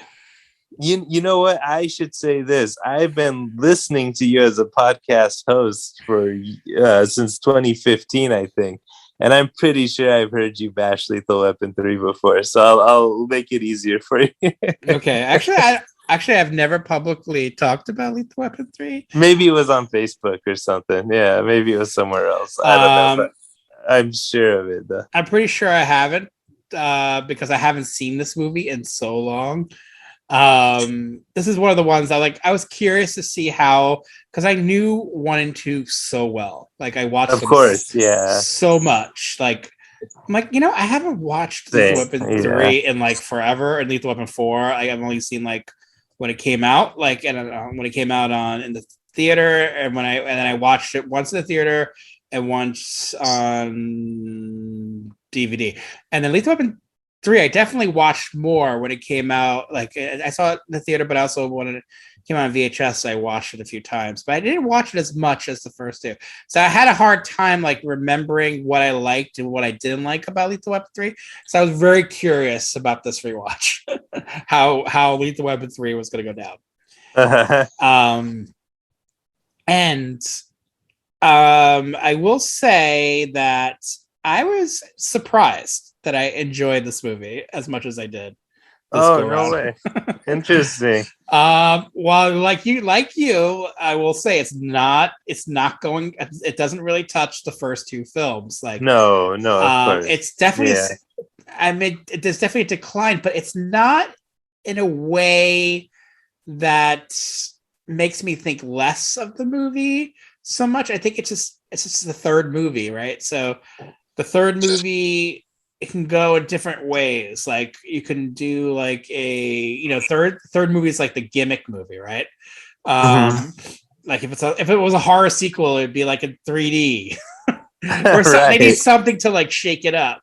Lethal Weapon 3D would have been fun. I didn't think of that. So this one doesn't do that. This one doesn't go gimmicky. This one doesn't. It just kind of like, you know what? We're just going to give you the things that we think work in the first 2 films.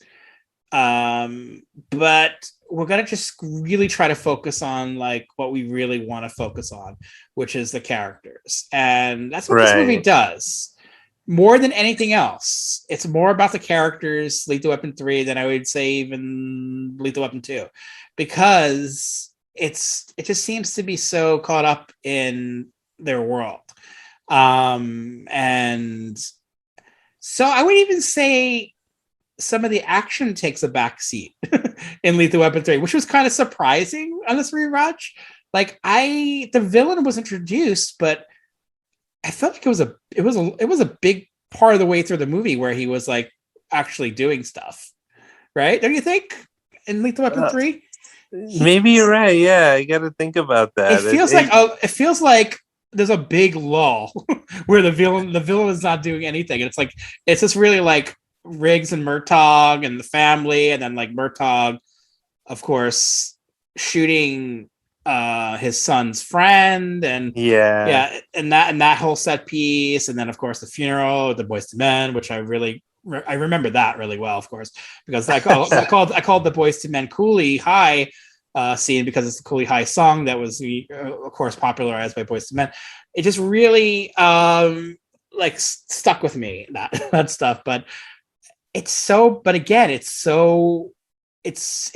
really is there to add another level to the character, and of course the character of Murtaugh in this case, feeling this guilt, and that's really hanging over him, and how he kind of navigates that guilt, and the way that's seen in the Black community as a Black cop, and the way he's that it's for such a cheesy movie, it's kind of a powerful subject that they touch on. They do touch on it, and again, they're not afraid to go to these places or to comment on that. Of course, that scene, the funeral scene, is the other homage to Jaws in this movie. Is the scene where the mom slaps him. Yep. Which is right out of Jaws. That's so funny. I didn't even think of that. You're right. Yeah. So I like that Lethal Weapon 3 is basically the Jaws of the franchise, which is kind of fun. So yeah, the Great White is the villain. He's literally a white dude, a great white dude who's like an evil ex-cop who's like, I'm not sure what's going on. That's what I feel like. Maybe the problem of the movie is that the villain is not as dynamic as it could have been. I like the actor, but I don't know. It doesn't quite make a lot of sense to me because I think there's less of a focus on it. I like the actor. I like the character, but at the same time, like, he's not, like, he shouldn't be as powerful as he is, right? It's just this like it seems the like way a bit that much, he kind of he takes the captain hostage, like the captain gets involved in that action scene and like kind of goes and raids the police inventory and all that stuff, and it's he can be like a really powerful crook or whatever, like that's fine, but it's kind of like not as believable as having the South African government and all this those mercenaries, the Vietnam Shadow Company guys, and so you know what I mean, like to kind of just go to this guy now suddenly he's that powerful and formidable. It is a bit much, but I don't know, maybe because of the actor it kind of works for me. It kind of works because of the actor. I think it also, maybe the gimmick of this movie is that it has this concept of the armor piercing bullets, which is like a big I think so plot point in this movie, but then of course the payoff later on in the film, of course, they got to pay that off. I definitely enjoyed that the element of it, and he's a really evil dude, but it just doesn't quite match the first two films and their villains. I feel the villains are very colorful in the first two movies, and you really remember them, and where I think you would probably forget a little bit about who the villain was in 3. Like after the movie was over. Yeah, I could totally see that. Oh yeah. So I think maybe we'll get into the fourth movie soon, but I think they kind of want to make up for that a little bit in the fourth movie. But I'm into it. I think the again, the focus again is on characterizations, and then of course this love story that brews between Riggs and Lorna, and I really appreciated that element of this movie, bring in a love interest again for Riggs, but then of course making her his equal, someone that is very strong, she's not a damsel in distress, a feminist. I think it was really smart. There was definitely some really smart things in the screenplay, and I kind of wonder what who wrote what, because this is one of those movies where it was like Jeffrey Boehm went back. He was a lot he of was hands. hired. Yeah. He was hired to write the screenplay, but then of course they hired another screenwriter, Robert Mark Kamen, who wrote The Karate Kid. He worked on the screenplay as well, but then maybe this is not as popular. This is not as well known. Who wrote a polish of the screenplay was Carrie Fisher, of all people. No way. So That's awesome. there's that Star Wars element there. So yeah, she was doing this a lot in this time period. Yeah. She was like a lot of the movies she's in, like that she actually does a polish of the screenplay. She was hired a lot in Hollywood to do a lot of polishes on screenplays, and almost all of them are uncredited.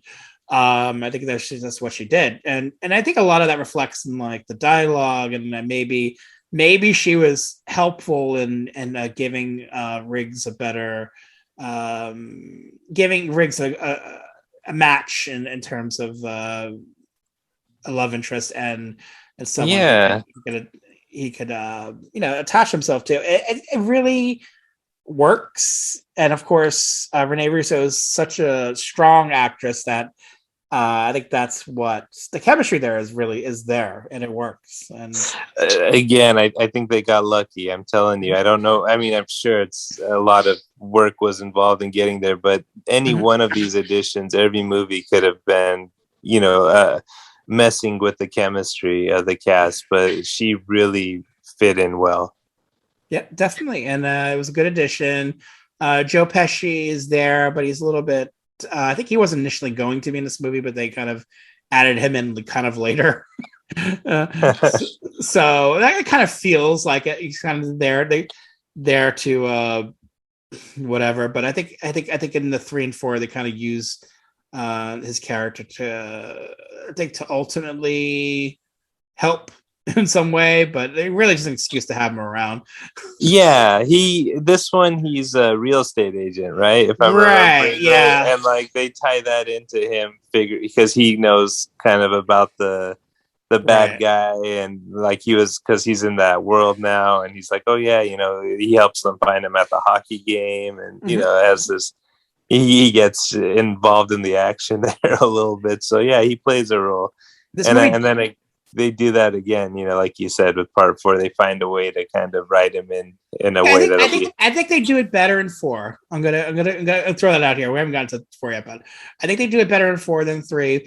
But I do think they miss an opportunity in 3 to destroy Murdoch's house again in some way. They don't do it in 3. They just like the worst thing that happens is like the potential customers are scared away, right, from buying the house. Yeah, you're right. It's the only one. His house kind of nothing terrible happens. Maybe they were saving that for the next one. They knew. Yeah, they really do that for the next one with the car and stuff. So there's a lot of elements in 3 that I do really like, and I think on this rewatch, it was the one I'm like, yeah, I want to watch that again soon because I was into that. I was really into that. And that makes me very happy. I had fun. Yeah, I definitely had fun with 3. And part 3 movie that 3 years later after the second one, I wasn't expecting a lot when it came out, but I think I enjoyed it in 92. I thought it was like a good sequel, but not a great sequel. But I feel like I maybe appreciate it a little bit more now that time has gone by, almost 30 years. Scary to think. Since 3. I think I appreciate it even more. And like you said, I think if it wasn't a Lethal Weapon movie, it might be a movie that would be appreciated a little bit more. Yeah, I think so. I don't know. I'm a fan though, and I'm glad to hear you didn't completely hate it, and maybe I'm mixing up podcast hosts or something. But that's great that you had some fun with it, because I do think this is another fun movie, and I do think it's another fun LA movie too. All the first 3, I feel like especially I just think of these as great examples of LA movies, and a lot of great LA locations, and I love that they're busted down to beat cops, and he's got his terrible ponytail, and oh my god, Murtaugh's wearing a girdle, and it's just there's so much. They have so much fun with it. There's a lot of good stuff in here. I really think so. Yeah, that ponytail. His hair is so big in this movie. His hair is a character. So big. It's like this is that feathered look. Like he went from like the mullet to like the full on. I don't even know what to compare it to. Like almost getting to Kurt Russell territory, but it's bigger than Kurt Russell. It is. No, you're right. It's so big in Part 3. I don't know what I know what Mel Gibson was doing at the time. His hair was so big. No, it is. His hair actually in each of these first 3 movies is very interesting, and I don't know. I don't know a lot of cops that look like that. I'll say that. Oh boy. So yeah, it made $144 million at the box office, so on par with the second movie, right there. They were almost the same amount. Good. Yeah. This one ended up making a little bit more worldwide, $321 million. As the foreign markets were opening and getting bigger in the 90s, these kinds of movies they were definitely looking for these kinds of big movies in different territories. Familiar faces like Mel Gibson and Danny Glover. The budget was slightly bigger, $35 million, but still, like considering that movie that made over $300 million worldwide, only $35 million budget seems relatively small. I saw it at the Marlboro Theater again, playing at the block where I lived. What was playing at the time? Let's see. Split Second was playing at the same time. Basic Instinct, K2, White Men Can't Jump, Wild Orchid 2, My Cousin Vinny, which Joe Pesci was playing. Sleepwalkers, Deep Cover, Folks, White Sands, Beethoven, Thunderheart, Midnight Clear, Poison Ivy, The Player, The Linguini Incident, Crisscross, Year the Comet, Fern Gully, Mediterraneo, Passed Away, Rockadoodle, Ladybug, City of Joy, Leaving Normal, and The Cutting Edge were still playing in May of '92. There's a lot of movies we talked about on our sports comedies episode. That's right. There were a lot of sports movies in '92. We talked about it. Yeah. And Jan de Bont was the DP on this one. Oh, very cool. So he certainly entered the action world here with 92, and then of course later in 94 with his own action movie. I'm a fan of Lethal Weapon 3. I'm glad we talked about it. Oh, that's awesome, man. So there was a 3-year lull between those, and then there was a 6-year lull between Lethal Weapon 3 and the next one. Here is the TV spot. Get out of the way! This summer, I give my right arm for a siren right now. if you're looking for fun, Warner Brothers invites you to join the gang.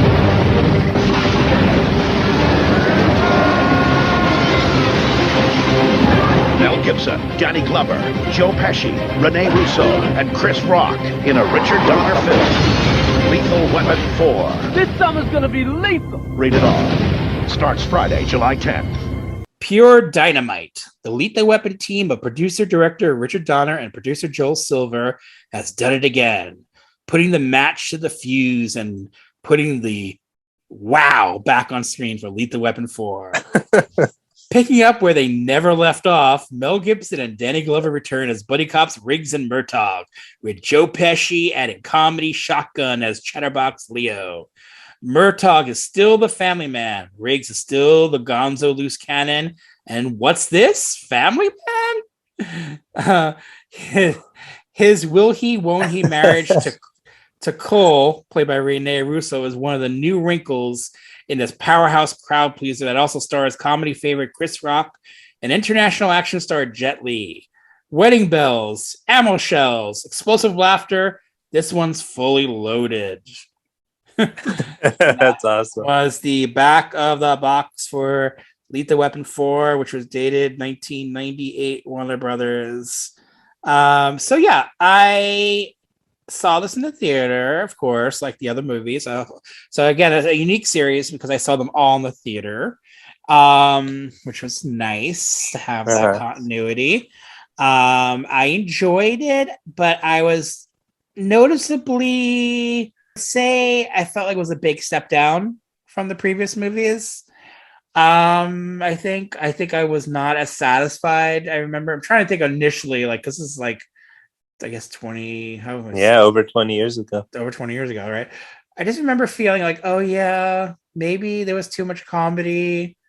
Like it was too silly, too slapsticky, or I don't know, something. There was elements about it that just did not gel with me at the time. But I think I liked seeing Riggs and Murtaugh cross back, and then some of the familiar faces back.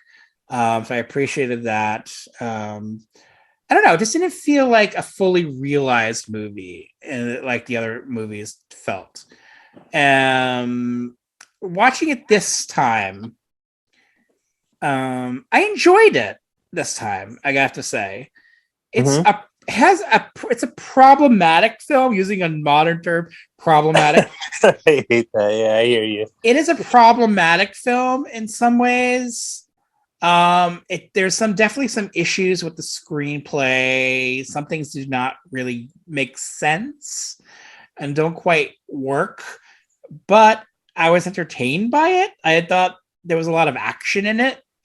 I think this one was trying to go back to more action than the third movie, which had enough action in it, but I think this one has a lot of villain stuff in it, with Jet Li, of course, being a pretty much a badass villain, taking down people pretty quickly. So a lot of martial arts in part 4, which I like. I was in the mood for, maybe in the late 90s. There was certainly an element they intentionally added to this movie, because martial arts movies were, people like John Woo are crossing over and making American movies at this point, right? So martial arts in the mainstream were kind of a big thing. So like, okay, let's make it Lethal Weapon 4 more of a martial arts movie, and I get it, why they would go that route, but I don't know if it quite, some of it quite works.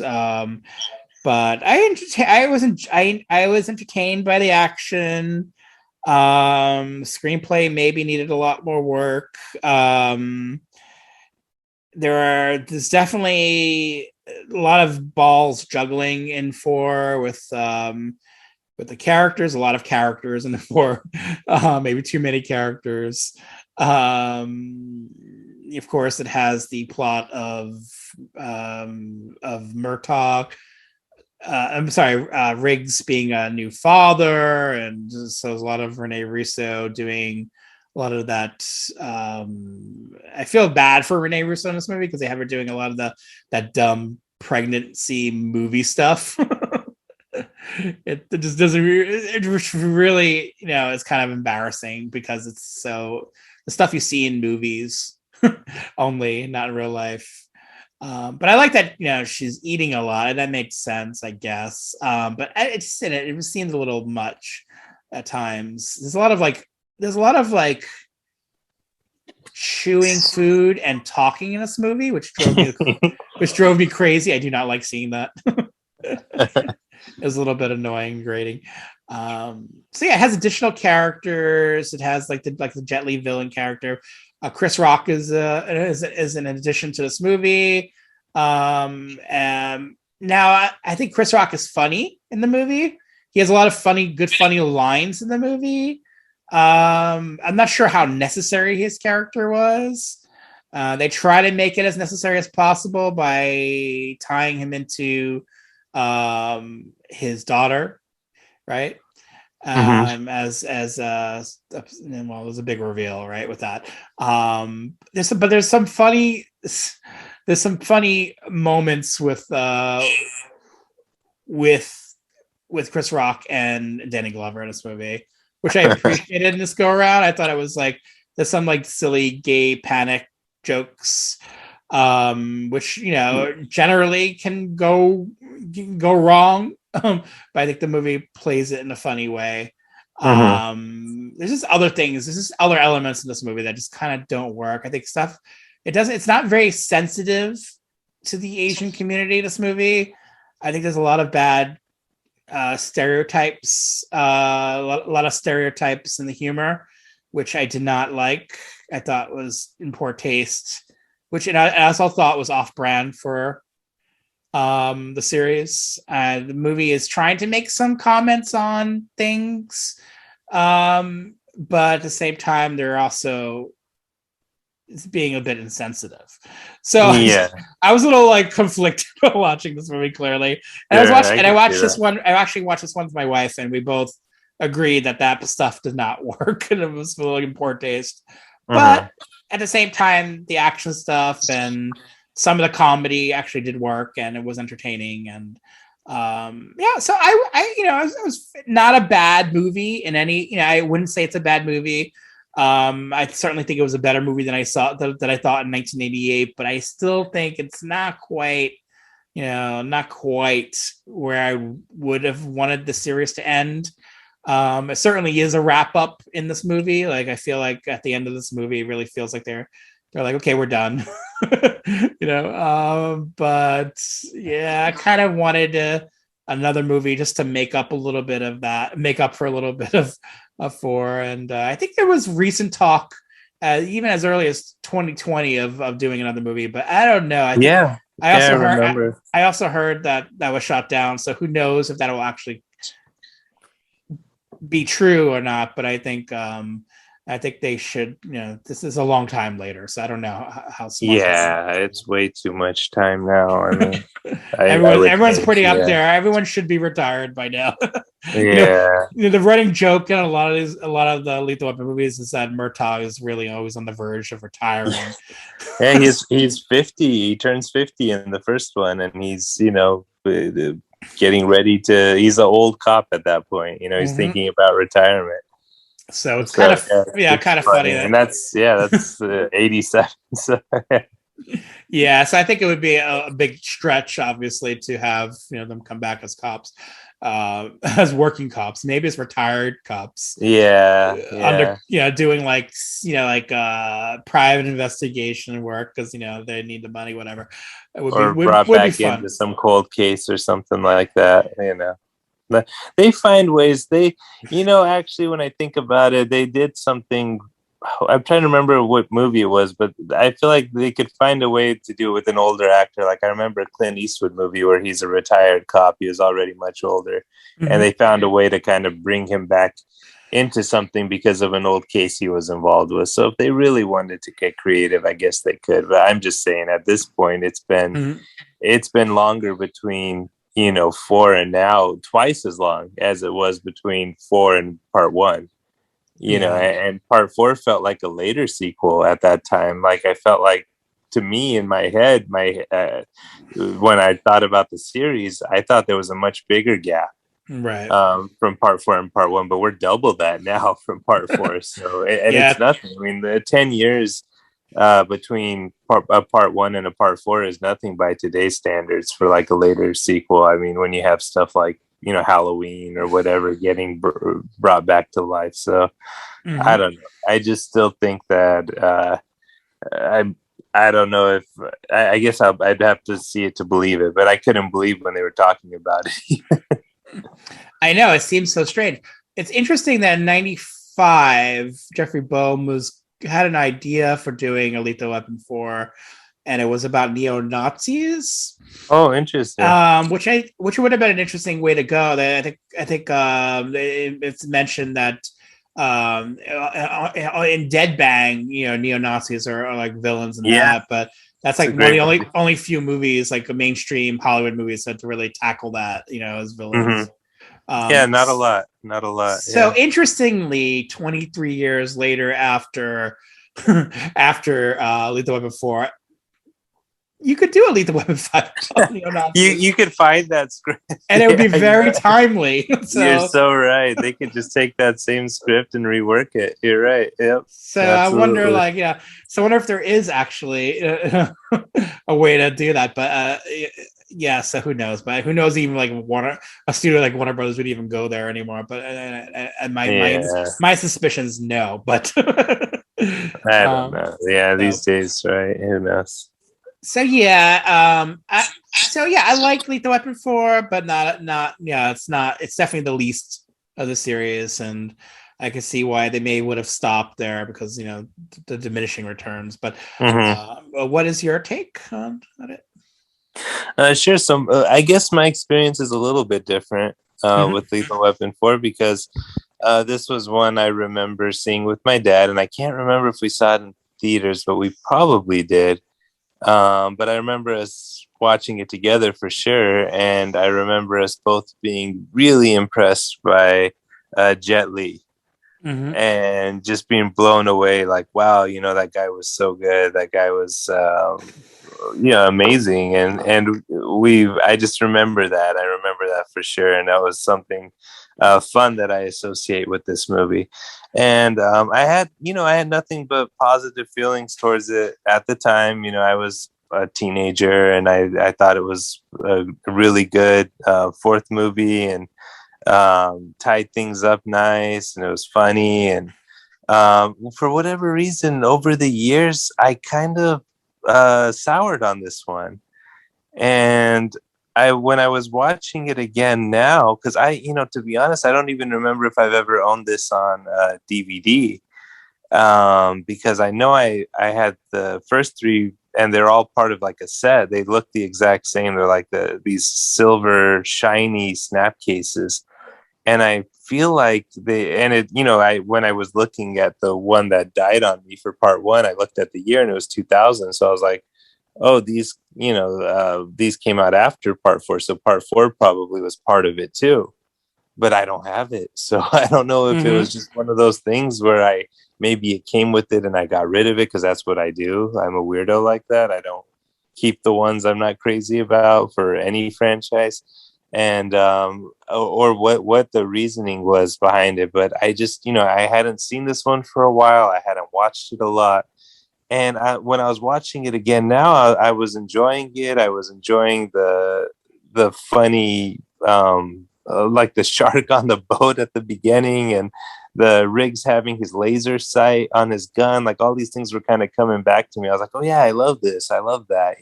These are all things that I thought were really cool. And I was like, what bothered me about this movie? Like, what is it that I didn't like?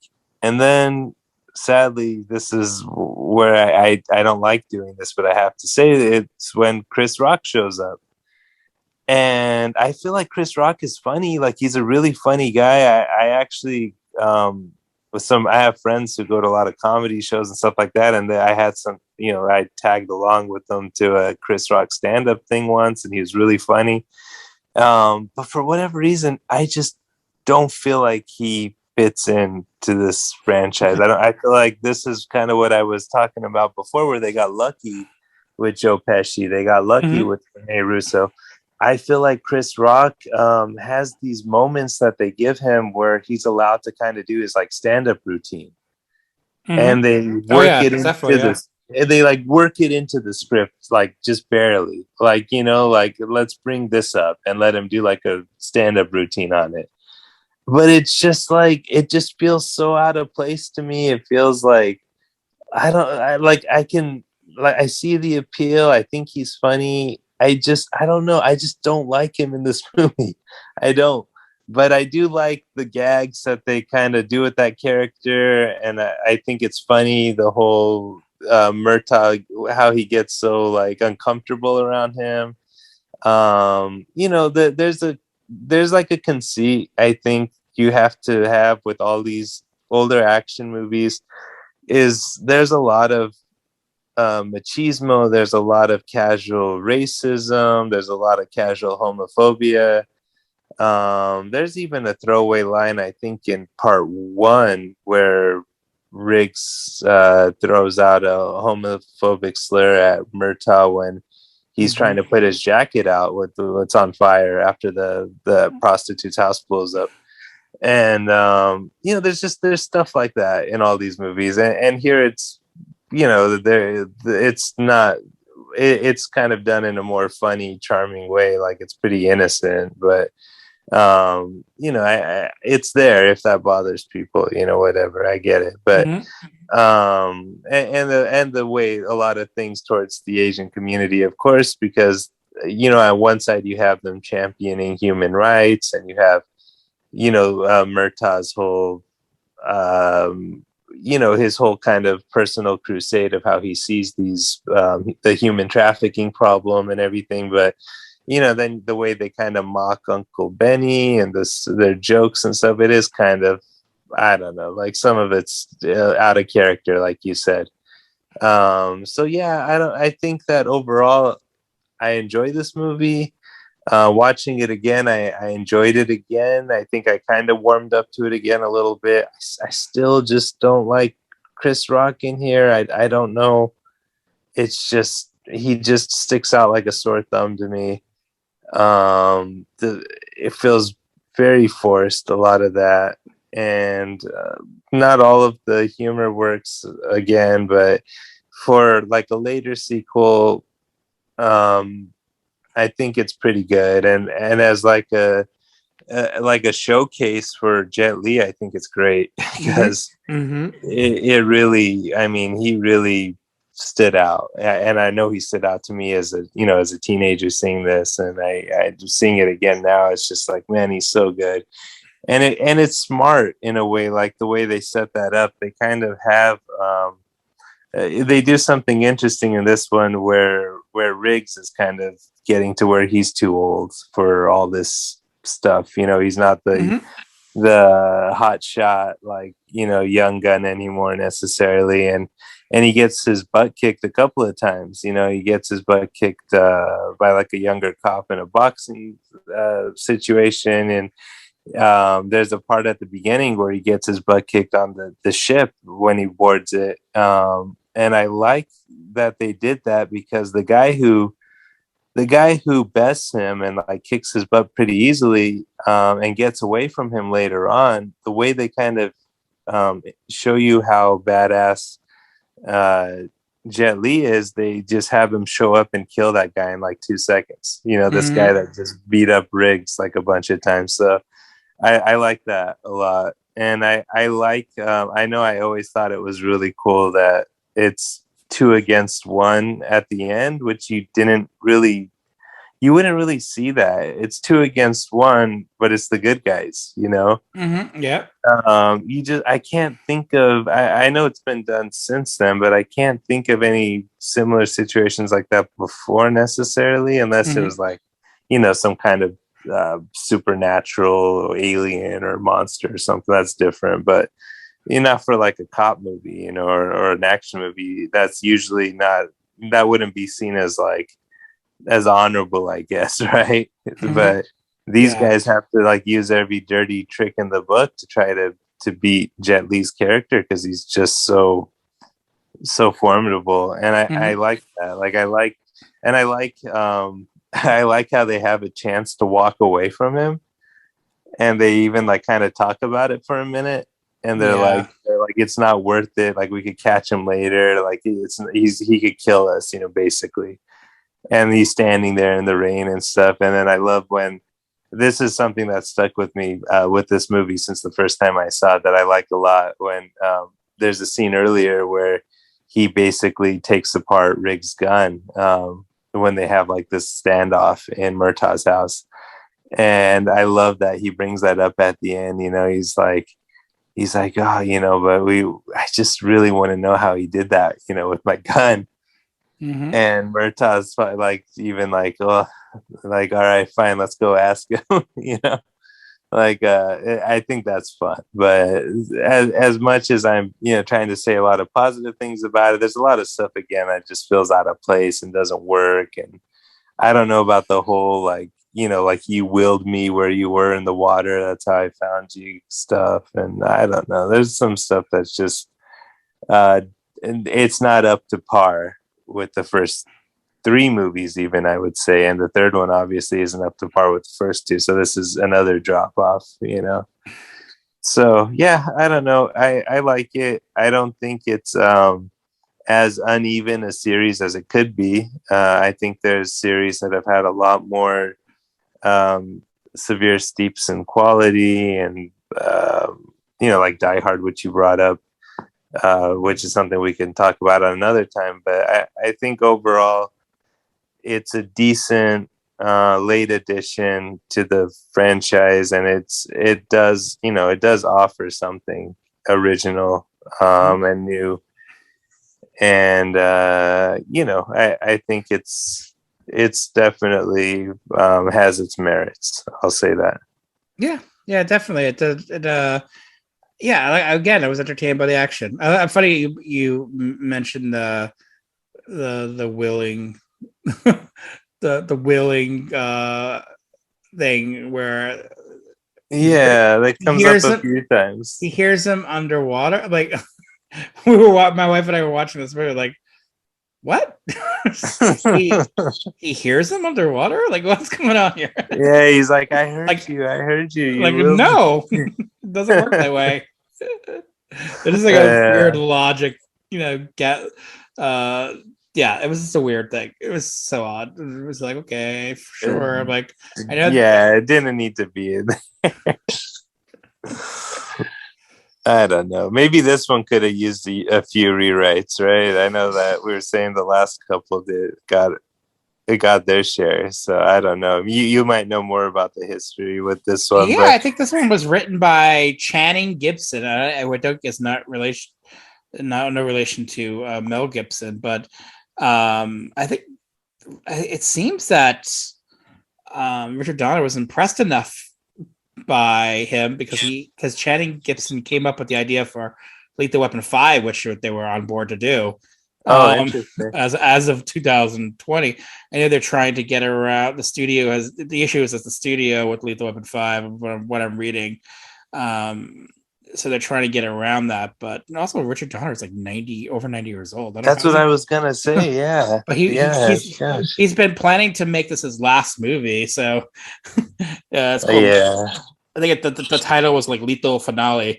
I mean, if that happens, it's great because maybe it would be something fun, to see after all these years, see those characters as old men, whatever. But whatever. I'm not holding my breath underwater and talking. So while you have to will it to me to find you. Yeah. They did do that TV series, which neither of us have. I know you haven't watched. I haven't watched. No, I forgot it existed. Honestly, yeah. Didn't make sense to me that show because without those characters, without Riggs and Murtaugh, that as we know them, played by Mel Gibson and Danny Glover, seemed kind of pointless to me, so I didn't bother. Sure. And so not for me, but but I guess I would at this point. Sure, I'd see a Lethal Weapon 5 if it were the same actors and Richard Donner. If that was going to be his last movie. Because at this point, he hasn't made a movie in 15 years. So I would, what was his last movie? Was it, was it that time travel one with Paul Walker? I think it was the one with Bruce Willis as a cop, 16 Blocks. I totally forgot that was him. Yeah, okay. That was like his last movie. So interesting. Yeah. So hopefully he can do a movie again. But if that's what he wants to do at his age, sure. Yeah, or just enjoy the retirement. Why not? Yeah, so it was fun. It was really fun revisiting the series. Oh yeah, just to get to the specifics. Lethal Weapon 4 made less at the box office. Made 130 million at the box office, but sure. 285 million worldwide. The budget was a lot bigger in this movie. It's like upwards of 100 to 140 $140 million. It kind of shows in the movie. There's definitely spent a lot of money on it. I saw this at the UR Marlboro again. So I saw 3 of these movies at the same movie theater, which is interesting.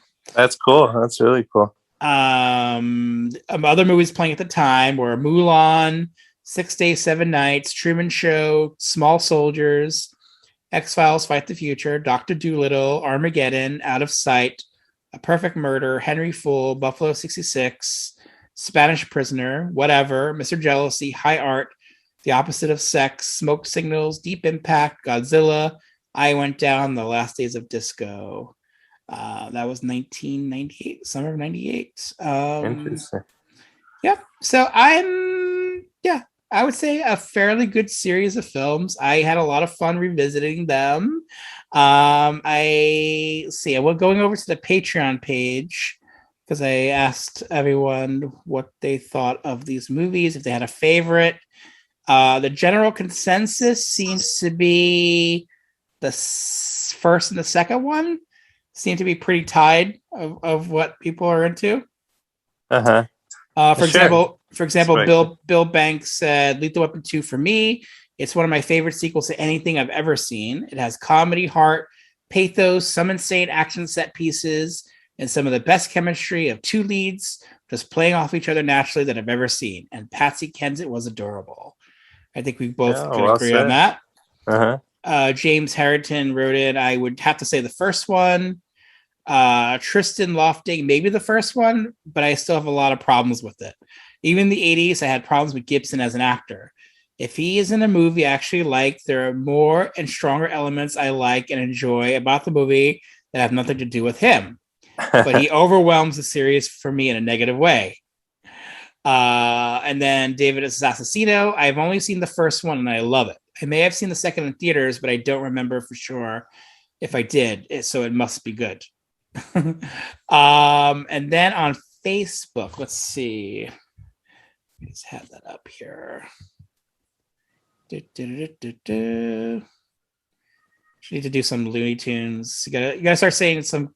I'm too old for this shit. What's some more? Now Looney Tunes for Lethal Weapon. We need Three Stooges. We gotta get something Three Stooges in there. Let's see. From Facebook, Lethal Weapon 2 is the best of the series, no question. Great script, tight direction, awesome music and stunts, and Patsy Kensit. 100% fun. 1989 was a great summer. That was by Russ Davies, Carlito. It's got to be Lethal Weapon 2. That movie had everything the first one did, plus extra awesomeness. Danny Glover and Mel Gibson were brilliant in them. And then Dustin Hicks. It has to be the first, but they're all fun. I think I saw the second one on TBS about 8 million times. All right. Yeah. So yeah, I think a lot of love for the second one, and with good reason, and a lot of love for the first movie. But I think for both of us, we definitely enjoyed the third one, and it's definitely worth seeking out if you haven't seen it or just always thought of it as a bad movie. And the fourth one, if you want to keep the continuity of the four movies. But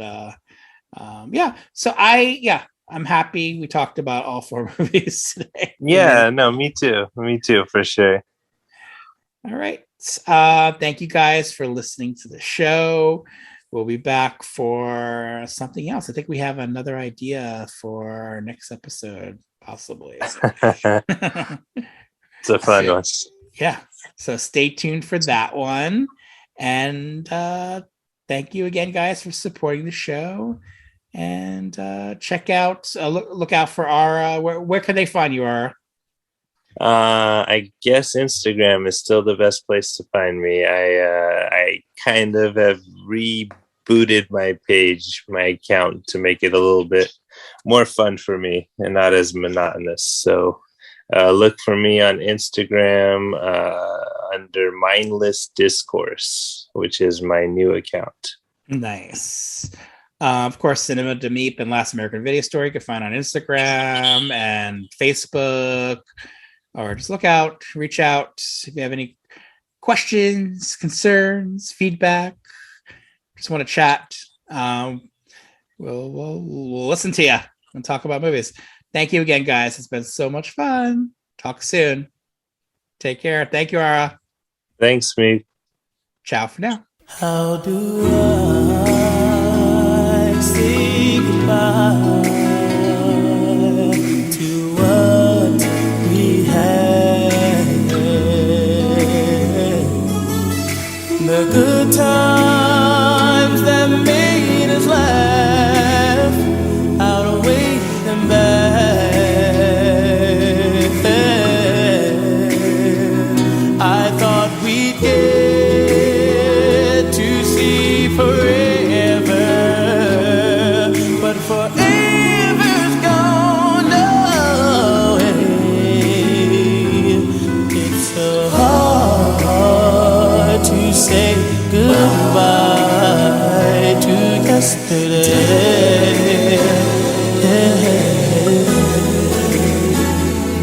I don't know where this road is going to lead. All I know is where we've been and what we've been through.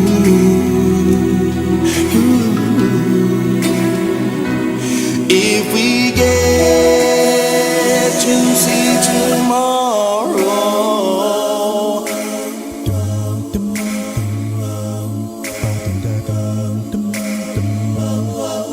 I hope it's worth all the pain. It's so hard to say goodbye to yesterday. You know shit! No, you're wrong, pal. You're wrong. You don't know nothing! Don't touch me! Take it easy. Look, I didn't do anything wrong! I know that. It's not like you're murdering anyone or anything. That's right! That's right. Same way I look at it, all right? You're what hurting me! Same way I look at Me! it. That's right. I know you're hurting. I get it. Okay, now, come on. So don't come near me! Come on, give me a break, will you, guy? My boss is down there and he's watching me, so I gotta make it look at least like I'm trying to save you, okay? Come on. I'm just gonna stand here and talk to you. That's all. You won't try nothing? No, I'm square with you. I won't try a thing. I won't try a damn thing. You think I want to fall off? I promise. I'll just talk to you. Okay. Okay, all right. Here, you want a cigarette? Come on, let's smoke, okay? Yeah. Come on, take it. Yeah. We're gonna take our time and both die of cancer.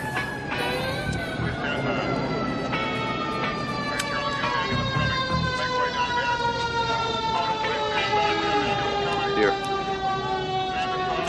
How'd you leave without me? Hey, what are you doing? Oh, no. What are you doing? See this key? Bye-bye. You're crazy! Now, you can jump if you want to, but you'll be taking me with you, and that makes you a murderer. Okay? Come on, let's go You back. bastard! Yeah, you'll be killing a cop. Now, Yeah, I'll find be something. killing a psycho nut! Yeah, a psycho, but I'm still a cop. You coming in? Come on, I'm going in. Fuck you! I'm jumping! Do you really want to jump? Do you want to? Well, then that's fine with me. Come on. Let's do it, asshole. Let's Wait a do minute! it. What? I want to What do it. mean? I want to do it. What do you mean?